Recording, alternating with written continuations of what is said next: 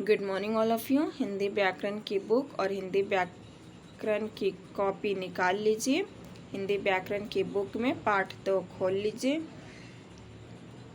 पाठ 2 मैंने आपको पढ़ा दिया है।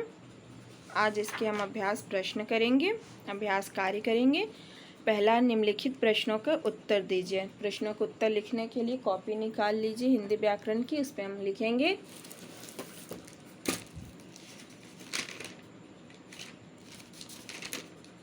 तो ये हमारे पाठ 2 मैंने लिख दिया है।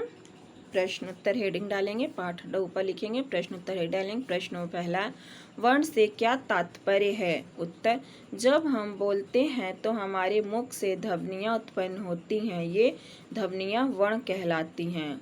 वर्ण से क्या तात्पर्य है? तो जब हम बोलते हैं तो हमारे मुख से ध्वनियाँ उत्पन्न होती हैं, ये ध्वनियाँ वर्ण कहलाती हैं। वर्णमाला किसे कहते हैं? भाषा में प्रयुक्त होने वाली वर्ण के व्यवस्थित समूह को वर्णमाला कहते हैं। वर्णमाला किसे कहते हैं? भाषा में प्रयुक्त होने वाले वर्णों के व्यवस्थित समूह को वर्णमाला कहते हैं। प्रश्न नंबर 3, संयुक्त अक्षर किसे कहते हैं? कुछ शब्दों में व्यंजन का प्रयोग स्वर के बिना होता है। ऐसे व्यंजन अपने से अलग वर्ण में मिलाकर लिखे जाते हैं, इन्हें संयुक्त अक्षर कहते हैं। संयुक्त अक्षर किसे कहते हैं? कुछ शब्दों में व्यंजन का प्रयोग स्वर के बिना होता है। ऐसे व्यंजन अपने से अगले वर्ण में मिलाकर लिखे जाते हैं, इन्हें संयुक्त अक्षर कहते हैं। तो ये शब्द प्रश्न उत्तर मैंने आपको कॉपी में लिखवा दिए। वर्ण से क्या तात्पर्य होता है? जब हम बोलते हैं तो हमारे मुख से ध्वनियाँ उत्पन्न होती हैं, ये ध्वनियाँ वर्ण कहलाती हैं। दूसरा प्रश्न है, वर्णमाला किसे कहते हैं? भाषा में प्रयुक्त होने वाले वर्णों के व्यवस्थित समूह को वर्णमाला कहते हैं। संयुक्त अक्षर किसे कहते हैं? संयुक्त कुछ शब्दों में व्यंजन का प्रयोग स्वर के बिना होता है। ऐसे व्यंजन अपने से अगले वर्ण में मिलाकर लिखे जाते हैं, इन्हें संयुक्त अक्षर कहते हैं। तो ये प्रश्न उत्तर मैंने आपको कॉपी में लिखवा दिया है। इस तरह से आप अपने कॉपी में से लिखिएगा। अब बुक पे आइए, बुक में नेक्स्ट पेज ओपन कीजिए। का सही विकल्प के सामने सही का चिन्ह लगाइए। भाषा की सबसे छोटी इकाई कहलाती है शब्द, वर्ण, पद, स्वर। वर्ण सभी व्यंजनों में यह स्वर छिपा होता है। क, आ, अ, ई, अ। वर्ण के भेद होते हैं। वर्ण के कितने भेद होते हैं? 4, 8, 3, 2। तो वर्ण के 2 भेद होते हैं। हिंदी में स्वरों की संख्या 20, 11, 33, 8, 11। तो सही विकल्प के सही सामने सही का चिन्ह हो गया।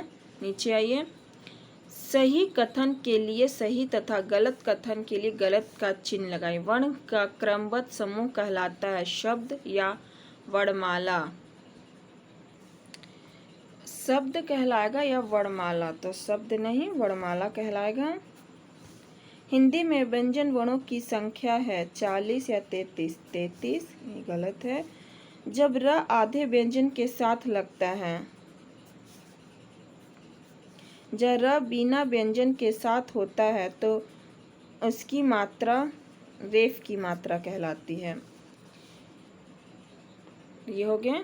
प्रश्न नंबर घ है, प्रत्येक संयुक्त व्यंजन से बना एक एक शब्द लिखो। जैसे छ से क्षमा,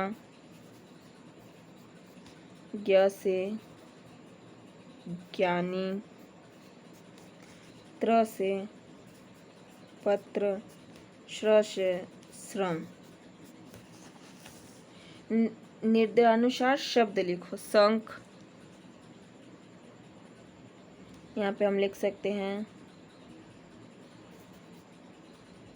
जंगल,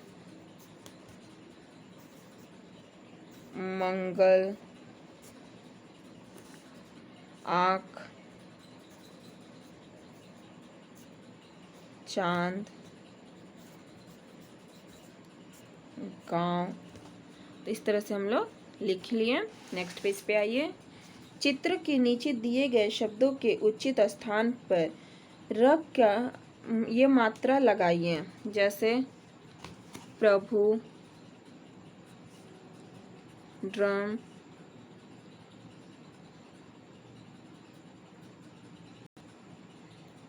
वर्षा, हर्ष, सर्प, चक्र। तो ये हो गया। रिक्त स्थानों के सही अक्षर लिखकर अधूरी वर्ण को पूरा करें। आ